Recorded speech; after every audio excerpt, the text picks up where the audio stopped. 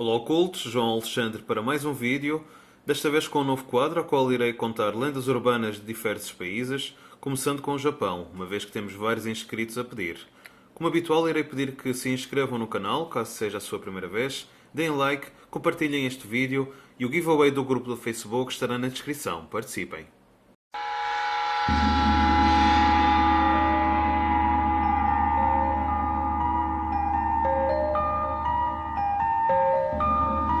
Kuchisake Onna. A Kuchisake Onna é um espírito materializado de uma mulher com uma boca desfigurada. Há relatos que ela vagueia pelas ruas do Japão atrás de crianças e jovens.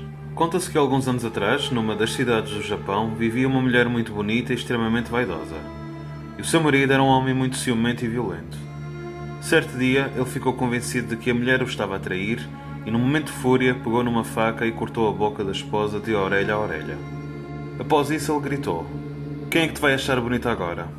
A partir de então, a mulher tornou-se um espírito vingativo e passou a vaguear pelas ruas em busca de pessoas bonitas, de preferência raparigas, para fazer com elas o mesmo que o marido lhe fez. Outra versão conta que Kuchisake Onna surgiu no verão de 1969, quando boatos começaram a se espalhar por todo o Japão sobre relatos de uma mulher que, com a boca cortada, perseguia crianças. A história espalhou-se como o vento, deixando as diversas cidades do país em estado de alerta. Na época, a polícia aumentou as patrulhas nas escolas e pediu aos professores para acompanhar os alunos até às suas casas. As crianças passaram a andar em grandes grupos, uma ação que perdurou por um longo período. A maior característica destes seres é o seu visual. Aparenta ser uma mulher alta, sempre vista de gabardine e de máscara de cirurgião no rosto. Quando Kuchisake Onna acha a sua vítima, ela pergunta: "Watashi kirei?" Tu achas-me bonita? Se a vítima responder sim, ela retira a máscara e pergunta: "Mesmo assim?" Se a resposta for positiva, ela desfigura a cara da vítima com uma tesoura e, caso a resposta seja negativa, ela esfaqueia a vítima até à sua morte. Na língua japonesa, kirei quer dizer bonita e kire é o imperativo do verbo cortar. Ambas as palavras produzem sons parecidos. Itobashira. No Japão existem muitas lendas antigas a respeito de Itobashira, que significa literalmente pilar humano. O Itobashira era um tipo de sacrifício humano nos quais os restos mortais eram colocados dentro das paredes de grandes construções. Normalmente a prática era realizada em grandes construções de barragens, diques, pontes e castelos, e serviam como uma oferenda aos deuses para que a construção fosse concluída com êxito, minimizando os riscos de ser destruída por eventos naturais ou ataques de inimigos. Acredita-se que a prática de Itobashira tenha começado durante as construções dos konfus, que seriam então as tombas aristocráticas, e que acabou alastrando-se por todas as partes do Japão. Um dos casos mais famosos refere-se ao Castelo Matsue, na província de Shimano, construído no século XVII. Dizem que houve muitos acidentes durante a sua construção e por causa disso um pilar humano foi procurado para proteger a construção. Segundo a lenda, um festival Obon estava a ocorrer na época e os guardas do castelo capturaram a dançarina mais bonita da festa e levaram para o castelo. A jovem foi assassinada e os seus restos mortais foram colocados nas paredes do castelo. A construção continuou sem problemas, mas depois de concluída, o espírito da moça começou a assombrar o castelo. Para conter o espírito vingativo, as danças folclóricas Obon foram banidas das ruas de Matsue. Mansão Imuro. Segundo contam, a Mansão Imuro é uma grande e tradicional casa japonesa, onde a sua localização exata é desconhecida. A lenda a coloca numa região rochosa um pouco além dos limites da cidade de Tóquio. A mansão ficou famosa por ser um local de uma série de assassinatos, os mais cruéis da história do Japão. Neste local, muitas pessoas foram encontradas mortas, supostamente assassinadas como parte de um ritual de ocultismo. Contos locais afirmam que, por várias gerações, a família Imuro teria praticado antigos e esquecidos rituais shintoístas, que há muito foram banidos do Japão. Um desses rituais de ocultismo foi chamado de o ritual de estrangulamento e envolvia o sacrifício de uma jovem.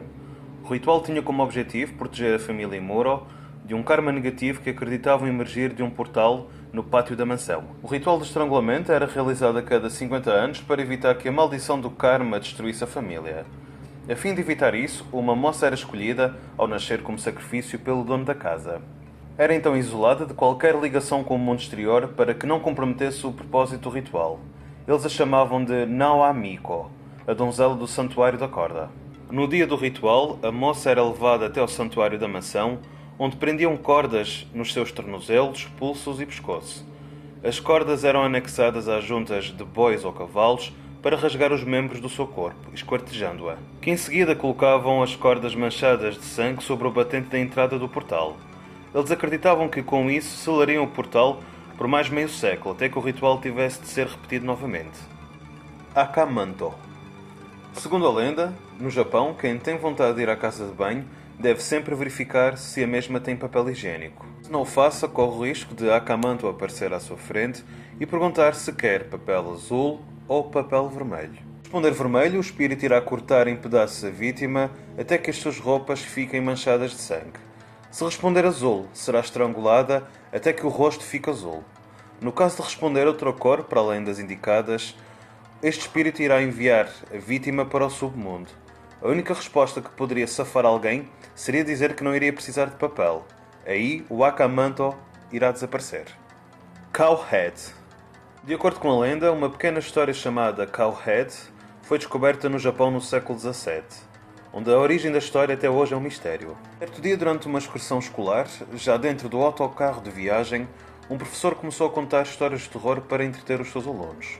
Todos ouviam atentamente. Quando o professor começou a contar uma história chamada Cabeça de Vaca, os estudantes começaram a gritar e implorando para que o professor parasse. Contudo, o professor estava numa espécie de transe e não conseguia parar de contar a história. Quando ele voltou a si, tanto o motorista do autocarro como os seus alunos estavam desmaiados e alguns espumavam pela boca.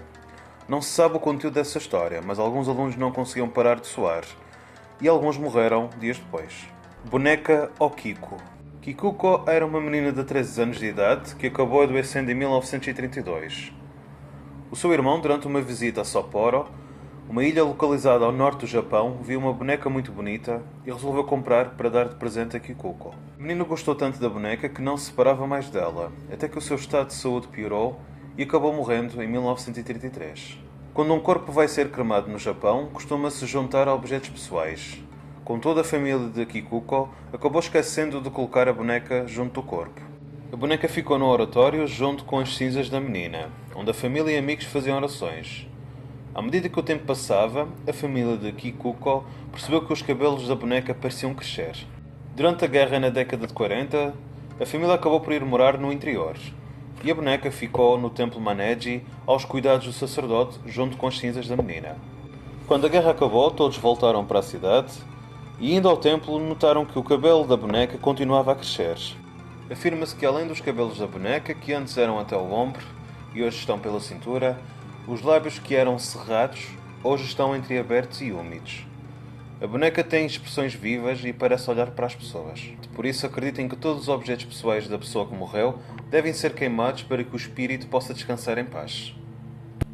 Espero que tenham gostado do vídeo, não se esqueçam de dar like. Vemo-nos para a próxima com mais horror aqui no Oculto TV.